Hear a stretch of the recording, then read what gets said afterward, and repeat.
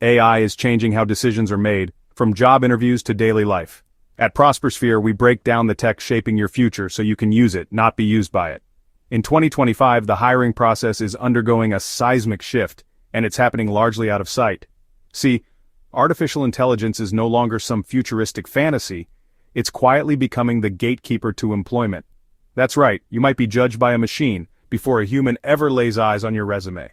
This is a follow-up to our Short the Truth About AI Job Interviews 2025 update, which I highly recommend checking out if you haven't already. Today, we're diving deep into this new reality. We'll uncover what's happening, why it matters to you, and what, if anything, you can do about it. Because the hiring game has changed, and most people don't even realize how much power AI now holds.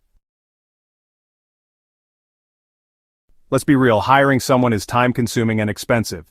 Companies want to streamline that process, and AI offers a tantalizing solution. Imagine being able to sift through thousands of resumes in seconds, identifying the most promising candidates based on specific criteria. That's the promise of AI-powered hiring tools, and it's a big reason why they're being adopted at an accelerating pace. These AI systems can scan resumes for keywords, analyze video interviews for micro-expressions, even assess your personality based on your social media presence.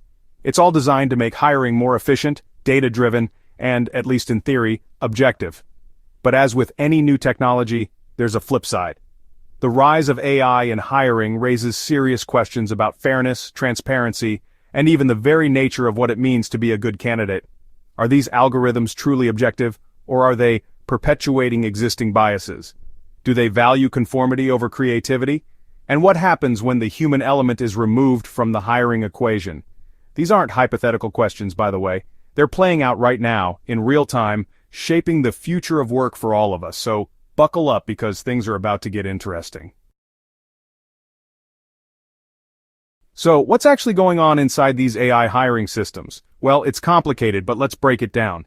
At their core, these systems are pattern recognition machines. They're trained on massive data sets of resumes, interviews, and social media profiles. The AI analyzes this data, looking for patterns that correlate with success in specific roles. For example, it might learn that software engineers who use certain terms in their resumes are more likely to be hired, or it might detect that candidates who maintain eye contact during video interviews receive higher ratings. Here's where things get really interesting, and potentially unsettling. The AI isn't just looking at your skills, it's also judging your personality and communication style. It's analyzing your tone of voice, facial expressions, and body language. In a way, it's like having a hyper-observant, data-driven hiring manager. And just like any hiring manager, the AI brings its own biases and limitations. Now, you might be thinking, okay, so the AI is looking for patterns. That makes sense. But where does it go wrong? Patterns can be misleading. Just because something was true in the past doesn't mean it will be in the future. An AI trained on historical hiring data might learn that certain demographics are underrepresented in leadership. This could lead the AI to unfairly penalize candidates from those groups, even if they have the necessary skills and experience. AI can perpetuate and amplify existing biases, leading to discriminatory outcomes. It's often unclear how these AI systems make decisions. What data are they using? What weight are they assigning to different factors? The lack of transparency makes it difficult to address potential biases, which can have serious consequences for job seekers. And then there's the question of authenticity. When we know we're being evaluated by an algorithm, it's natural to try to game the system. We might adjust our language, our tone, even our facial expressions to conform to what we think the AI wants to see. This can lead to a kind of performative authenticity where we're all putting on a show for the machines rather than being our genuine selves. So we've got AI judging candidates, but here's a twist. Candidates are starting to use AI too. There are now AI-powered resume optimizers, interview practice tools, even programs that can generate perfect answers to common interview questions. On the surface, it seems like a fair fight, right? Everyone gets access to the same powerful tools. But it's not that simple. Access to these tools isn't universal, and the quality varies widely. This means that those with more resources can gain an unfair advantage, further tilting the playing field in their favor. And then there's the issue of trust. When both sides are using AI to enhance or even manipulate their presentations, it becomes harder to know what's real and what's not. Are you really passionate about that company's mission? Or did your AI coach tell you to say that? Is the candidate's resume actually impressive? Or did an algorithm just make it look that way? This erosion of trust can poison the well for everyone, making it harder to build genuine connections.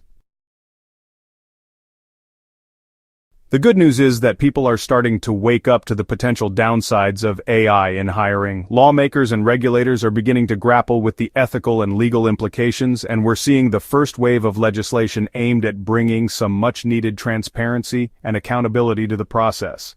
Some cities and states are implementing AI bills of rights that give individuals more control over how their data is used in hiring decisions.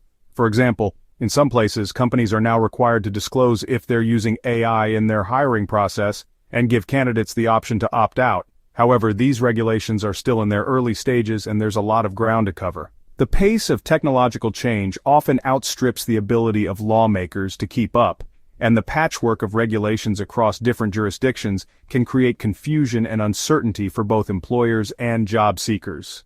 It's a complex landscape that requires ongoing attention and collaboration to ensure that AI is used responsibly and ethically in hiring.